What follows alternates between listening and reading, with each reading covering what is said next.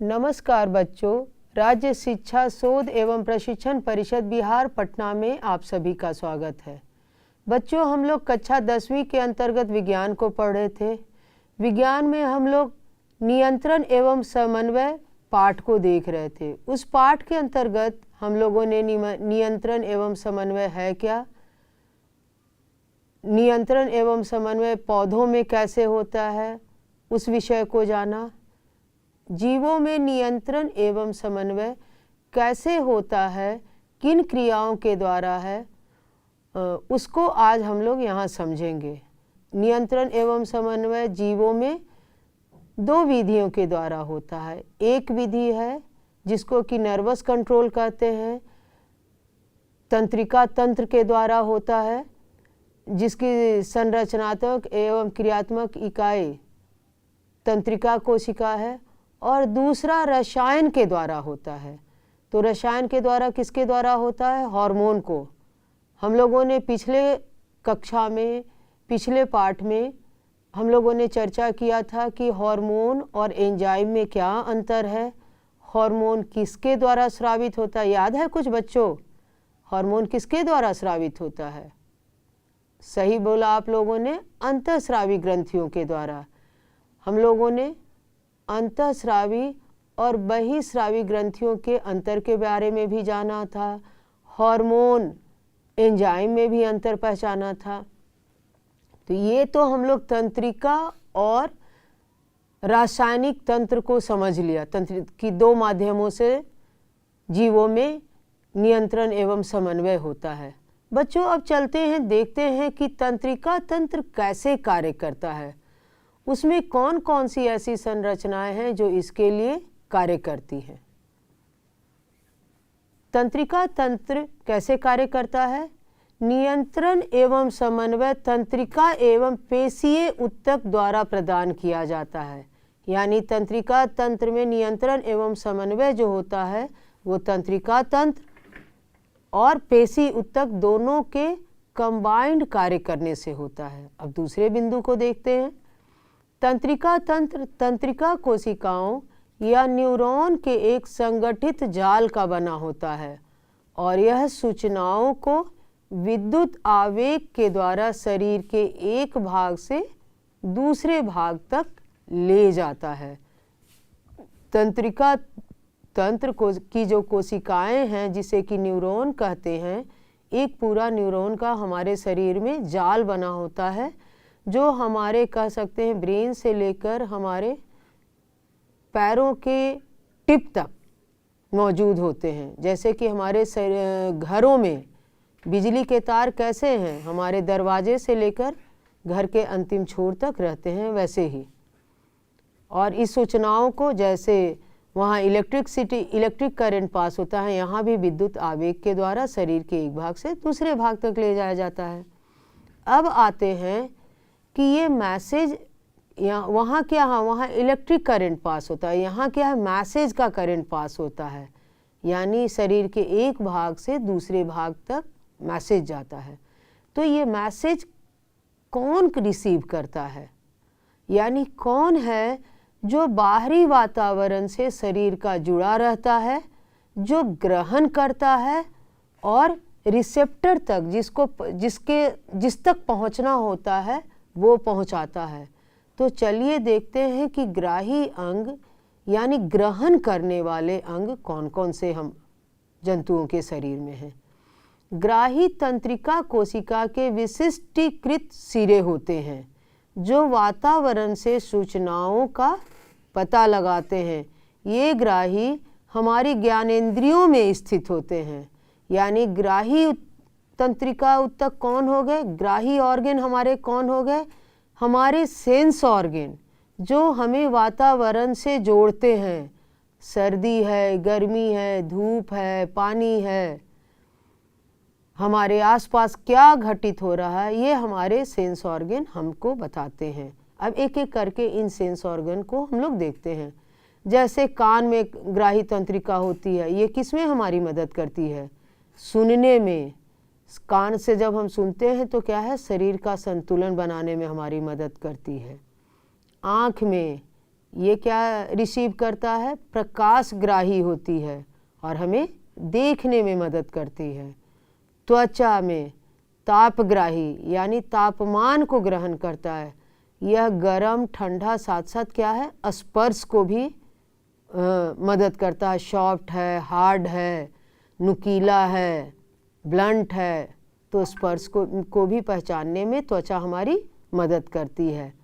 नाक में घ्राणग्राही यानी गंध का पता लगाने, गंध अच्छा है, खराब है, क्या है। साथ साथ जीभ में रस संवेदी ग्राही यानी स्वाद कैसा है इसको पता लगाने में जीभ मदद करता है। तो ये 5 संवेदी ग्रंथियाँ कह सकते हैं, सेंस ऑर्गन हमारे बॉडी में हैं। कान, आँख, त्वचा, नाक और जीभ, जो हमें वातावरण से जोड़ते हैं और वातावरण में घटित जो हो रहा है उसकी जानकारी हमारे शरीर तक इनके माध्यम से हम लोगों के शरीर तक पहुंचती है। अब ये ग्राही तंत्र कार्य कैसे करते हैं इसको हम लोग देखते हैं। तंत्रिका तो एक पूरा तंत्र है ना, और तंत्र में कई छोटे ऑर्गन होते हैं जो सब मिल करके कार्य करते हैं। पहले भी हम लोगों ने हर तंत्र में देखा, जैसे पाचन तंत्र है उसके कई अंग हैं, श्वसन तंत्र है उसके कई अंग हैं, उसी तरह तंत्रिका तंत्र के भी अंग हैं। तो सबसे छोटी इकाई जो है तंत्रिका तंत्र की वो क्या कहलाती है? न्यूरॉन, तंत्रिका कोशिका। बच्चों एक बात मैं यहाँ आप लोगों को और क्लियर करना चाहती हूँ। अभी पिछली कक्षा में जैव क्रम के अंतर्गत उत्सर्जन को आप लोगों ने पढ़ा था। तो उत्सर्जन में मनुष्य के उत्सर्जन तंत्र में एक मुख्य अंग है वृक्क, और वृक्क की सबसे छोटी संरचनात्मक और क्रियात्मक इकाई क्या है? उसका भी नाम न से ही है, न्यूरॉन। बच्चों न्यूरॉन का भी डायग्राम बनाने आता है और नेफ्रॉन का भी नाम डायग्राम आता है 5 मार्क्स में। तो क्योंकि दोनों एन से हैं, दोनों न से हैं, तो बहुत बार आप लोग ये गलती कर देते हैं। नेफ्रॉन का पूछा जाता है, आप न्यूरॉन का डायग्राम बनाते हैं, न्यूरॉन का पूछा जाता है। बहुत बार गलतियां बच्चे क्या करते हैं हड़बड़ी में? नेफ्रॉन का। तो ये मिस्टेक आप लोग ना करें। प्रश्न को जरूर देखिए कि न्यूरॉन का डायग्राम बनाना है या नेफ्रॉन का। चलिए अब नेफ्रॉन की यानी तंत्रिका कोशिका की चर्चा करते हैं। यह तंत्रिका तंत्र की संरचनात्मक एवं क्रियात्मक इकाई है। यह सबसे तंत्रिका तंत्र की छोटी इकाई है। अब देखते हैं कि ये न्यूरॉन के कितने भाग होते हैं। तो न्यूरॉन में सबसे ऊपर होता है डेंड्राइट, जिसे हिंदी में द्रुमिका कहते हैं। कोशिकाएं क्या हो गया? सेल बॉडी से निकलने वाली धागे जैसी संरचनाएं जो सूचना प्राप्त करते हैं। सेल बॉडी से निकलने वाली धागे जैसी कई संरचनाएं जो सूचना प्राप्त करती है वो क्या हो गया? डेंड्राइट। और डेंड्राइट से सूचना कहाँ जाता है? सेल बॉडी में, जिसको कि साइटोन भी कहते हैं। प्राप्त की गई सूचना विद्युत आवेग के रूप में चलती है और कहाँ तक? साइटोन से फिर आगे बढ़ती है। तो साइटोन के बाद क्या है? साइटोन के बाद है एक्सॉन, जिससे को कि तंत्रिकाक्ष कहते हैं। यह सूचना के विद्युत आवेग को कोशिकाएं से दूसरे न्यूरॉन की द्रुमिका तक पहुंचाते हैं। यानी एक्सॉन क्या हो गया कि सूचना को कोशिका से दूर दूसरी कोशिकाओं तक पहुंचाने का कार्य करता है। अब देखिए 2 कोशिकाएं हैं, एक कोशिका के एक्सॉन हो गया और दूसरी कोशिका का साइटोन हो गया। यानी दोनों जब मिलते हैं तो ये मिलने वाले भाग को, ये जो पॉइंट है दोनों के मिलने वाले पॉइंट को क्या कहते हैं? सिनाप्स कहते हैं। क्या कहते हैं बच्चों? ये जो दोनों मिल रहा है, एक का क्या हो गया? टेल, और एक का क्या हो गया? हेड। तो हेड और टेल जहाँ 2 कोशिकाओं के मिलते हैं उसे कहते हैं सिनाप्स। तो देखिए अब सिनाप्स को कैसे हम लोग डिफाइन कर सकते हैं। सिनाप्स की कभी कभी परिभाषा भी लिखने को आती है, तो आप हम लोग यहाँ देखते हैं। यह तंत्रिका के अंतिम सिरे एवं अगली तंत्रिका कोशिका के द्रुमिका के मध्य का रिक्त स्थान है। आप लोग देख पा रहे हैं ना कि अगली कोशिका का अंतिम सिरा और दूसरी कोशिका का ऊपरी सिरा के मध्य स्थान के रिक्त स्थान को सिनाप्स कहते हैं। यहाँ विद्युत आवेग को रासायनिक संकेत में बदला जाता है जिससे यह आगे संचरित हो सके, यानी एक कोशिका से दूसरी कोशिका में जो मैसेज है वो जा सके। यानी एक कोशिका मैसेज को छोड़ती है तो ये कोशिका जो है रिसीव करती है। बच्चों, अब न्यूरॉन के डायग्राम से इसको और बेहतर तरीके से हम लोग समझते हैं। बच्चों, यहाँ जैसा कि स्क्रीन पर आप लोग देख पा रहे हैं कि एक न्यूरॉन का डायग्राम है, इसमें बहुत सारे लेबलिंग है। तो बच्चों, कम से कम हम लोग जो मेन लेबलिंग है उसको ज़रूर याद रखेंगे। जैसे ऊपर में, हेड के ऊपर में जो येलो वाला ब्रांचेज स्ट्रक्चर है जिसको कि डेंड्राइट्स कहते हैं, और फिर बीच में डेंड्राइट्स जो चौड़े पार्ट में मौजूद है उसको सेल बॉडी या सिस्टोन भी कहते हैं, साइटोन कहते हैं। डेंड्राइट, साइटोन, और जो लंबा जैसा जो तने जैसी संरचना है उसको एक्सॉन कहते हैं। और एक्सॉन अंतिम में जो ब्रांच स्ट्रक्चर में एंड हो रहा है जिसको कि एक्सॉन टर्मिनल या सिनाप्टिक एंड कहते हैं। तो कम से कम ये 4 लेबलिंग आप लोग डायग्राम में ज़रूर करें, और ज़्यादा कर सकते हैं, ये अच्छी बात है।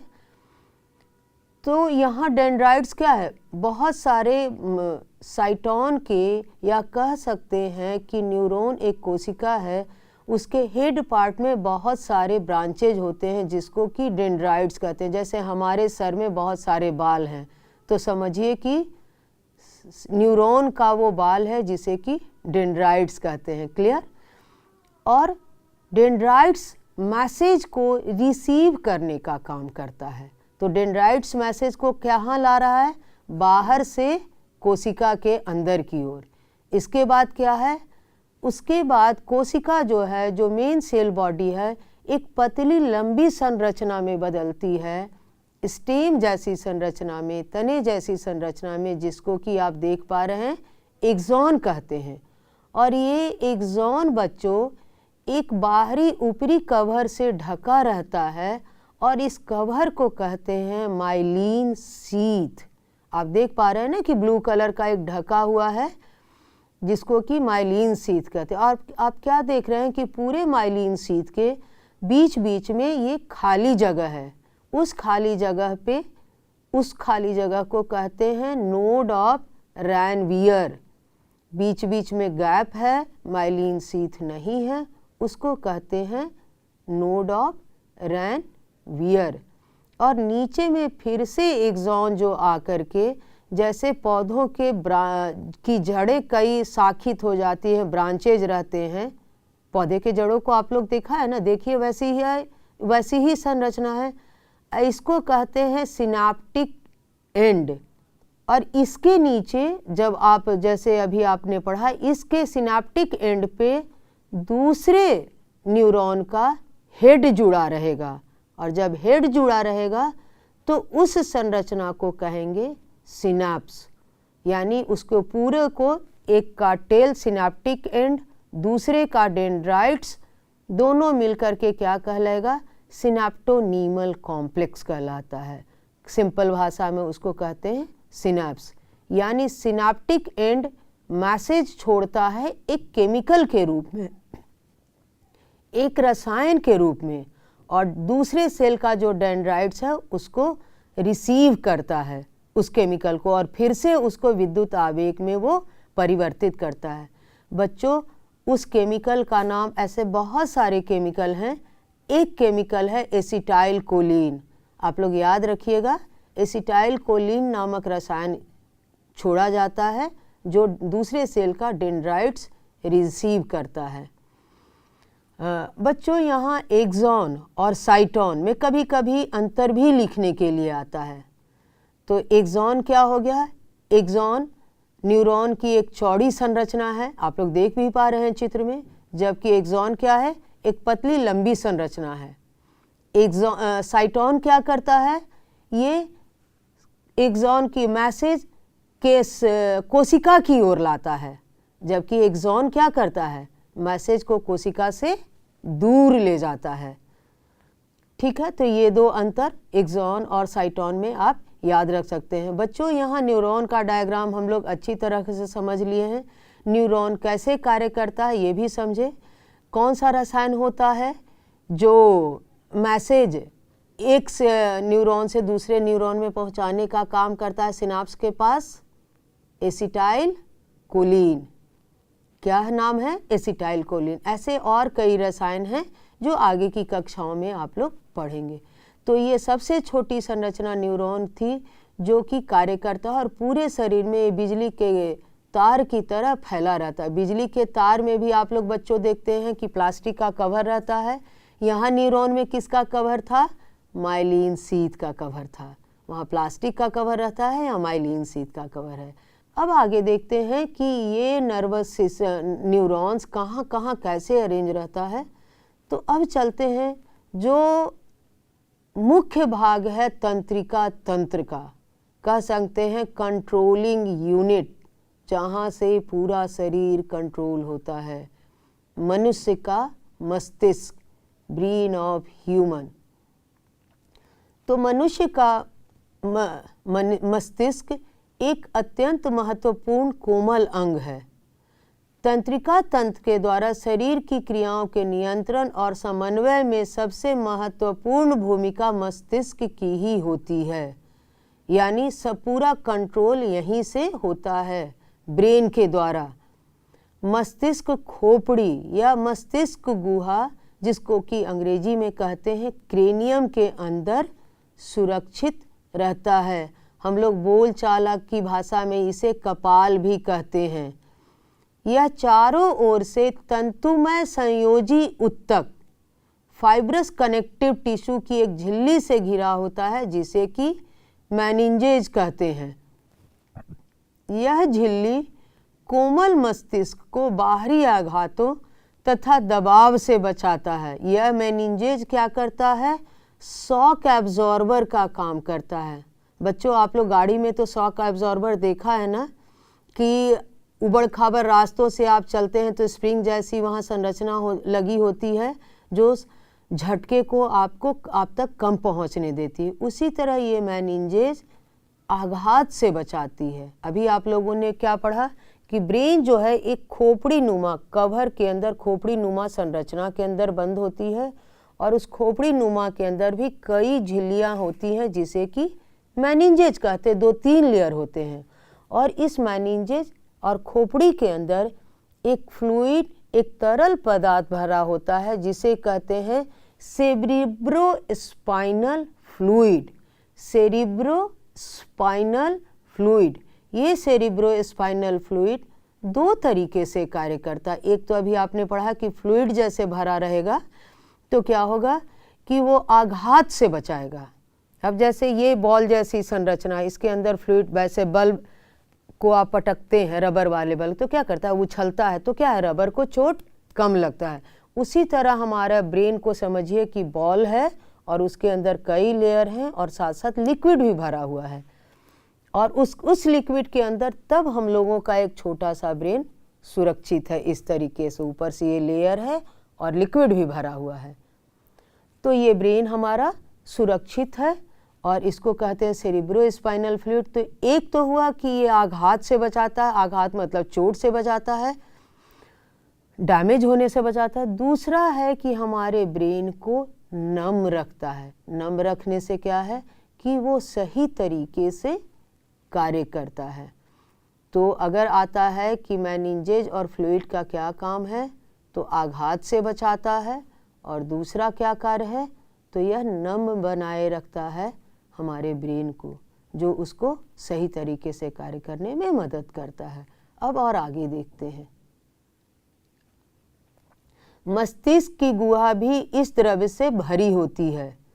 सेरिब्रोस्पाइनल द्रव्य मस्तिष्क को बाहरी आघातों से सुरक्षित रखने में मदद करता है तथा यह मस्तिष्क को नम बनाए रखता है। तो सेरिब्रोस्पाइनल फ्लूइड के 2 कार्य हो गए, आघातों से सुरक्षित रखता है तथा यह मस्तिष्क को नम बनाए रखता है।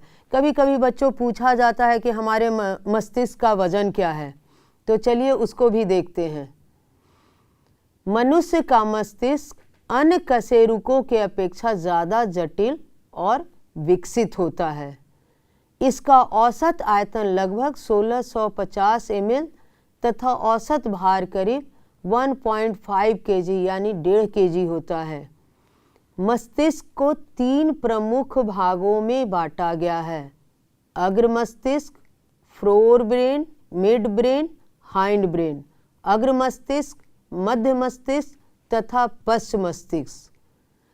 बच्चों, हमारा ब्रेन 3 मुख्य भागों में बटा होता है।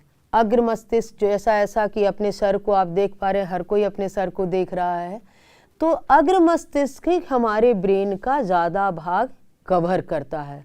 और यही क्योंकि हम लोग बाइपेडल हो गए हैं, 2 पैरों पे खड़े हो गए हैं, तो हमारा अग्र मस्तिष्क जो डेवलप होते होते ये पीछे की तरफ तक चला गया है और ऐसे लटक गया है। कह सकते हैं कि ऐसे आगे से होते हुए ऐसे लटक गया है पीछे, और इसके नीचे जो है मध्य मस्तिष्क और पश्च मस्तिष्क स्थित है। तो अब इसका डायग्राम से हम लोग समझेंगे कि अग्र मस्तिष्क, पश्च मस्तिष्क और मध्य मस्तिष्क कौन सा है। बच्चों, हम लोग यहाँ ब्रेन का देख पा रहे हैं भाग। तो आप देख रहे हैं ना कि पूरा जो ये फोल्डेड संरचना जो दिखाई पड़ रहा है पूरे ब्रेन में, करीब करीब आप कह सकते हैं कि मोर देन 75% भाग अग्र मस्तिष्क से कवर है। और मध्य मस्तिष्क कहाँ है? अग्र मस्तिष्क से सफ़ेद वाला पार्ट जो आप देख रहे हैं वह मध्य मस्तिष्क है।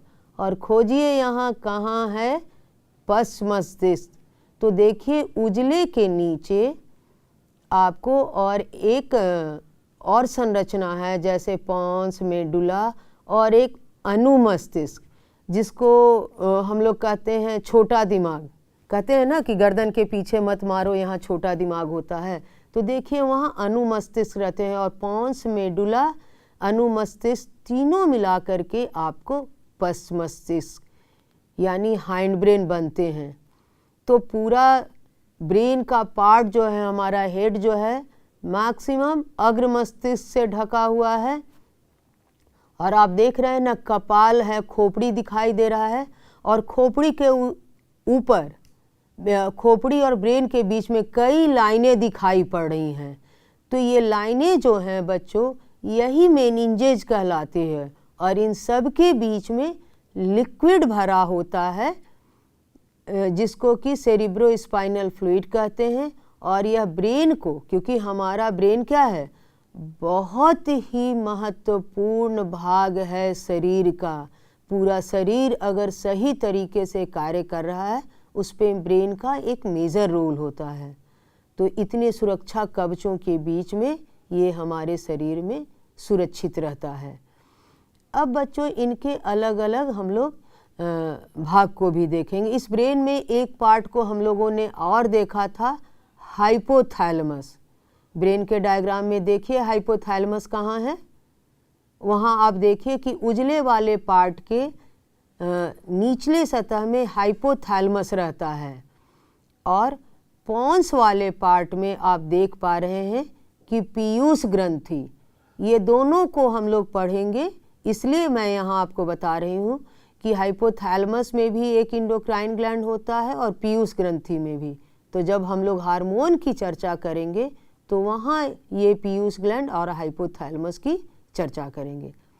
बच्चों, अब और आगे देखते हैं कि ये तीनों ब्रेन के डिफरेंट पार्ट कैसे कार्य करते हैं। ये अग्र मस्तिष्क, मध्य मस्तिष्क और पश्च मस्तिष्क।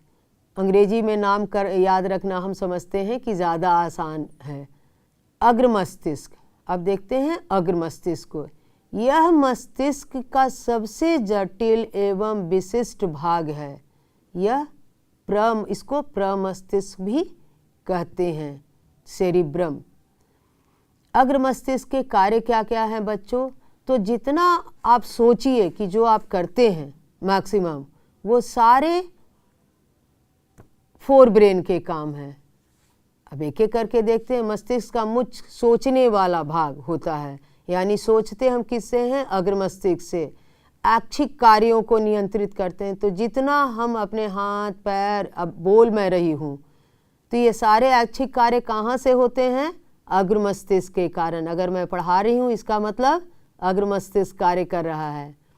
सूचनाओं को याद रखना, कल क्लास में मुझे क्या पढ़ाना है, ये जो मैं याद रखती हूँ, तो एक तरह का इन्फॉर्मेशन है। और कई सालों की सूचनाओं को जो हम लोग याद रखे रहते हैं, कलेक्ट करके यादों को रखते हैं, ये भी अग्र मस्तिष्क करता है। शरीर के विभिन्न हिस्सों से सूचनाओं को एकत्रित करना एवं उनका समायोजन करना, यानी कब कौन सा कार्य करना है, ये इकट्ठा करके और वैसे निर्देश को देना, उनके बीच समन्वय स्थापित करना, ये भी कार्य कौन करता है? अग्र मस्तिष्क करता है। भूख से संबंधित कार्य, यानी भूख लगती है, अब खाना है, अब नहीं खाना है, इस भूख से भी संबंधित कार्य अग्र मस्तिष्क ही करता है। तो देख रहे हैं ना कि सारे इम्पॉर्टेंट कार्य जो हैं हमारे शरीर के, किसी भी व्यक्ति के, किसी भी जीव के, वो किस पे निर्भर है? अग्र मस्तिष्क के। यानी थिंकिंग, लर्निंग, मेमोरी, ये सारे कार्य अग्र मस्तिष्क के हैं। बच्चों, आप लोगों ने कितने लोगों ने कागजी बादाम को देखा है, जिसे कि अखरोट भी, कागजी बादाम नहीं, अखरोट को देखा है? आलमंड जिसको अंग्रेजी में कहते हैं। हाँ, मेरे पास तो अभी आलमंड नहीं है, पर याद कीजिए कि अभी आपने मस्तिष्क की संरचना दिखी, तो मस्तिष्क संरचना में क्या थे? बहुत सारे ऐसे जुड़ जुड़ करके अगर हम लोग अपने इस करें तो इस तरह के मुड़ी हुई बहुत सारी संरचनाएं थी। और अखरोट को आप देखिएगा तो ऐसी ही मुड़ी हुई बहुत सारी संरचनाएं अखरोट में भी होती हैं। तो अखरोट एक तरीके से हमारे ब्रेन का ही भाग जैसी संरचना है उसकी। और अखरोट कैसे बंद है?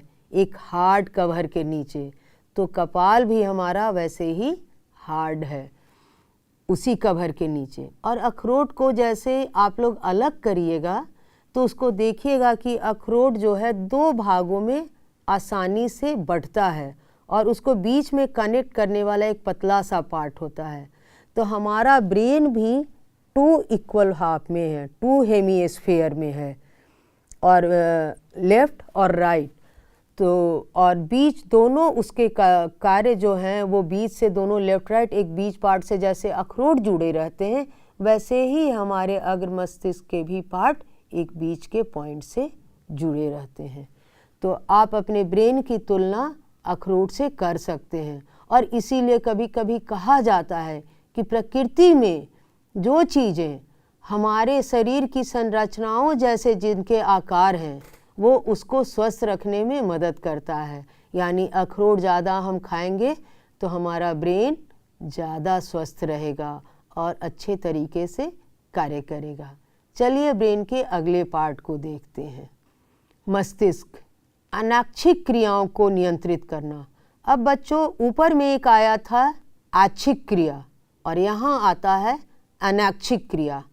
तो इन दोनों क्रियाओं को समझने की आगे बढ़ने से पहले चलिए पहले मध्य मस्तिष्क के सारे कार्यों को पढ़ लेते हैं, फिर इसके बीच में तुलना करते हैं। मध्य मस्तिष्क का पहला कार्य क्या है? अनैच्छिक क्रियाओं को नियंत्रित करना, यानी जो हमारी इच्छा से कंट्रोल नहीं होता है, जैसे पुतली के आकार में परिवर्तन, सिर, गर्दन आदि की प्रतिक्रिया। पश्च मस्तिष्क, जो हाइंड ब्रेन जिसको कहते हैं, जो शरीर के ब्रेन के पिछले पार्ट में रहता है, यह भी अनैच्छिक क्रियाओं को नियंत्रित करता है। सभी अनैच्छिक जैसे रक्त दाब, लार तथा वमन पश्च मस्तिष्क स्थित मेडुला द्वारा नियंत्रित होता है। बच्चों, यहाँ अनैच्छिक क्रिया और ऐच्छिक क्रियाओं को थोड़ा हम लोग और विस्तृत समझ लेते हैं। ऐच्छिक क्रिया मतलब हमारे विलिंग से जो कंट्रोल होता, हमारी इच्छा से जो कंट्रोल होता है। अब जैसे मैं बोल रही हूँ, अभी आपको पढ़ा रही हूँ, तो ये क्या है? ये मेरी इच्छा से कंट्रोल है। अब मैं अगर अभी चुप बैठ जाऊँ तो मैं चुप रह सकती हूँ, मुझे पढ़ाना है तो मैं बोल रही हूँ। तो ये ऐच्छिक क्रिया, जैसे हाथों का मूवमेंट, अभी मैं चाहूँ तो अपने हाथ स्थिर भी रख सकती हूँ, हाँ चाहूँ तो, जैसे मैंने एक्सप्लेन कर रही हूँ तो मैं बता के भी कर रही हूँ। तो ये ऐच्छिक क्रिया यानी जो हमारे विलिंग से कंट्रोल होता है, ऐसी ऐच्छिक क्रिया किसके द्वारा होता है? अग्र मस्तिष्क के द्वारा। और अनैच्छिक क्रिया जैसे पाचन, श्वसन, उत्सर्जन, जो हमारे कह सकते हैं कि इंटरनल ऑर्गन जो हैं, वो क्रियाएं, अब अभी मैं चाहूँ, मैं खाना खाई हूँ थोड़ी देर पहले, अभी चाहूँ कि स्टोमिक, इंटेस्टाइन एंजाइम रिलीज ना करें, तो क्या ऐसा होगा? क्योंकि मैं खाई हूँ, वो कार्य करेंगे ही। तो ये क्रियाएं जो है हमारे विलिंग से, हमारी इच्छा से कंट्रोल नहीं होती है। उनको जब जैसे कार्य करना है वैसे ही कार्य करते हैं, तो इसे अनैच्छिक क्रिया कहते हैं। अनैच्छिक क्रिया ज़्यादातर इंटरनल ऑर्गन में होते हैं, और जो बाहरी ऑर्गन हमारे हैं वो करीब करीब ऐच्छिक क्रियाएं कंट्रोल होती है। तो ऐच्छिक क्रियाएं किसके द्वारा होती हैं? अग्र मस्तिष्क से। और अनैच्छिक क्रिया किससे कंट्रोल होती है? मध्य मस्तिष्क और पश्च मस्तिष्क के द्वारा। तो बच्चों, ब्रेन के, मस्तिष्क के तीनों भागों की क्रियाओं को आपने समझा। अब आगे जब मैं अभ्यास करवाऊंगी तो इन सब की ज़रूरत पड़ेगी। चलिए आगे बढ़ते हैं और देखते हैं कि अब मस्तिष्क के क्या कार्य हैं।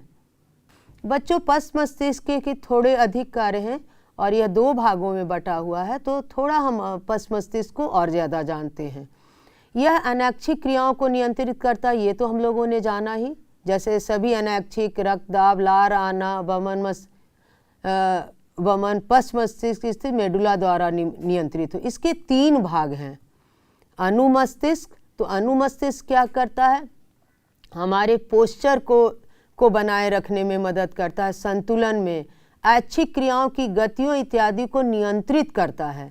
ऐच्छिक क्रिया है जैसे पैर उठाना, हाथ उठाना, पर ये बैलेंस जो बना रहता है हमारे चलने में या पैर उठाने में, ये इसको कंट्रोल करता है अनुमस्तिष्क, जिसको कि छोटा दिमाग कहते हैं।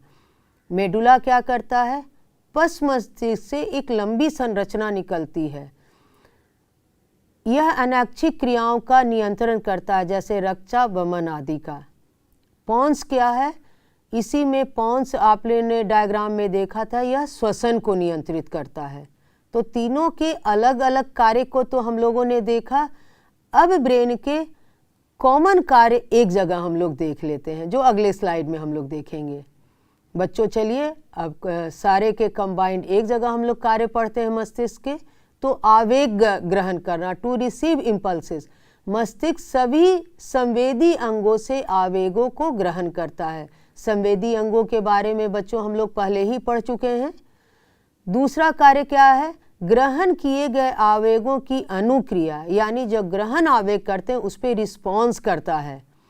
विभिन्न संवेदी अंगों से जो आवेग मस्तिष्क में पहुंचते हैं, विश्लेषण के बाद मस्तिष्क उनकी अनुक्रिया के लिए उचित निर्देश निर्गत करता है, यानी उसका एनालिसिस करके मस्तिष्क बताता है कि शरीर को करना क्या है। विभिन्न आवेगों का सहसंबंध, कई सूचनाएं जब ब्रेन को एक साथ मिलती हैं तो सारी सूचनाओं को कोरिलेट भी, सबके बीच समन्वय भी स्थापित करता है।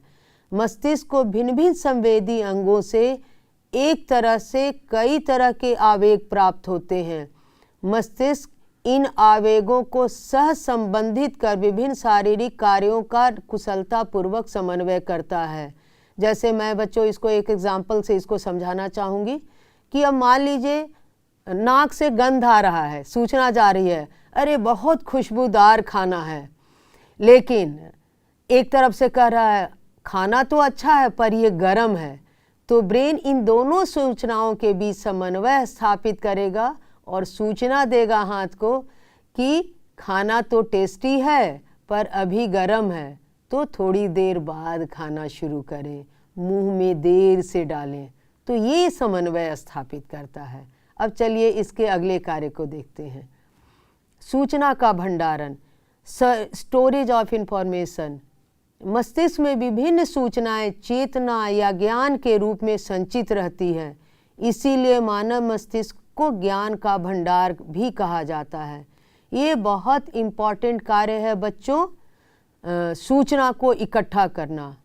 तो आप लोगों ने देखा कि आवेगों को ग्रहण करता है, विभिन्न आवेगों के बीच में समन्वय स्थापित करता है। हमारा दिमाग सूचनाओं को इकट्ठा करके और वर्षों तक उसको संभाल करके रखे रहता है।